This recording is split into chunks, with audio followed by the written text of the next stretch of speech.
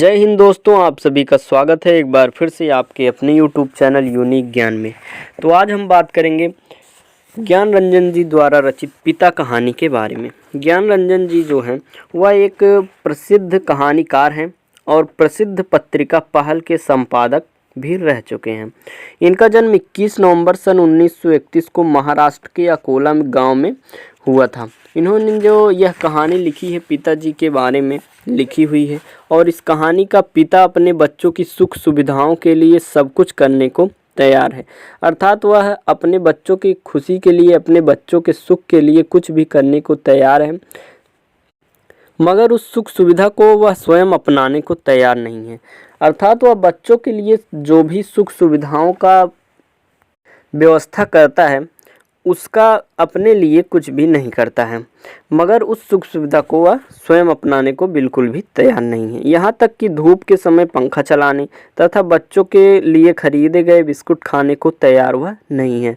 अर्थात वह जो बच्चों के लिए बिस्कुट ले आता था वह स्वयं कभी नहीं खाता था। इस सुख सुविधा से भी वह परे था। छोटी छोटी चीज़ों के जो सुख सुविधा होती है वह भी वह स्वयं अपनाने को तैयार नहीं था, लेकिन अपने बच्चों के लिए सभी सुख सुविधाओं को वह पूरा करता था। जब धूप होती थी बच्चों को पंखों में के नीचे रहता था, लेकिन वह स्वयं पंखों के नीचे नहीं सोता था। रात के समय आम के पेड़ से गिरने वाले आम खोजने वाला, कहीं जाता तो किराया कम लगी उस गाड़ी में बैठने के लिए इंतज़ार करने वाला पिता अपने आप को सब सुख सुविधाओं से दूर रहकर परिवार चला रहा है। जब वह कहीं से आने लगते हैं तो कम किराए वाली गाड़ी में बैठते हैं। ऐसा वह वेट भी करते हैं, इंतज़ार करते हैं कि जब कम किराया वाली गाड़ी आए उसी में बैठें।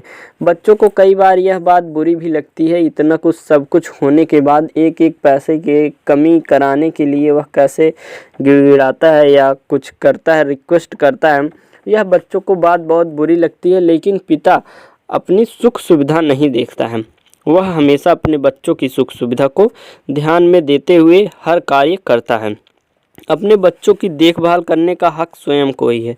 उसके कहानी में एक उसकी जो बहन थी और उसका बड़ा भाई बहन के लिए हमेशा खर्चा भेजता है और वह बहुत खुश भी रहता है कि अपनी बहन की उसने देखभाल की है। लेकिन पिता जो था उसने कुछ समय बाद उसके सभी पैसों को इकट्ठा करके उसे वापस कर दिया और वह कहता है कि अपने बेटे की देखभाल करने के लिए मैं खुद ही काफ़ी हूँ।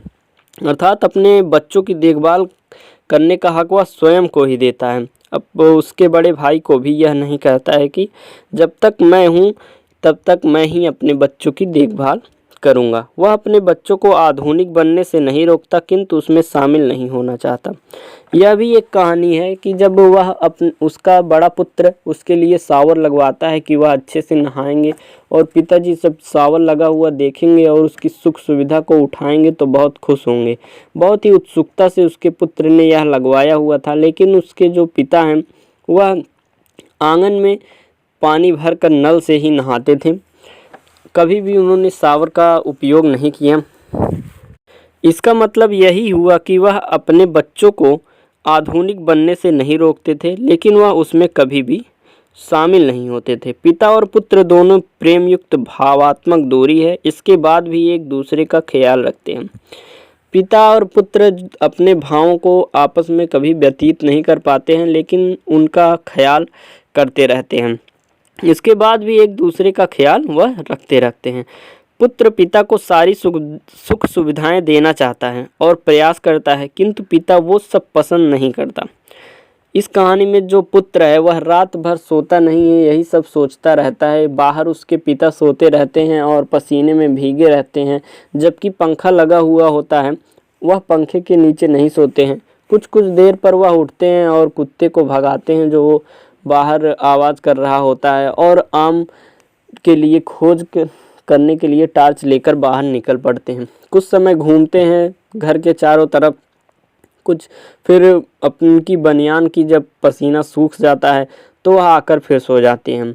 कुछ समय पश्चात इतनी गर्मी बढ़ जाती, इतनी उमस हो जाती है कि उनका बहुत ज़्यादा गर्मी हो जाती है और भीग जाता है सब कपड़ा। तो वह क्या करते हैं कि अपने बिस्तर को समेट कर एक मुँह चारपाई पे सर की तरफ लगाकर रख देते हैं और अपनी चारपाई को पानी से भिगाते हैं और जब थोड़ा भीग जाता है, ठंडा लगने लगता है, तो उस पर लेट कर सो जाते हैं। कुछ समय पश्चात उनको अच्छी नींद आ जाती है, लेकिन फिर सो जाते हैं वह। पिता अपने पुत्र के वैवाहिक जीवन में कोई खलल न पड़े इसलिए बाहर सोना पसंद करता है। यह पुरानी रीतियों से चला आ रहा है कि जब पुत्र की शादी हो जाती है, वैवाहिक जीवन में कोई भी खलल न पड़े इसलिए वह हमेशा बाहर सोता है।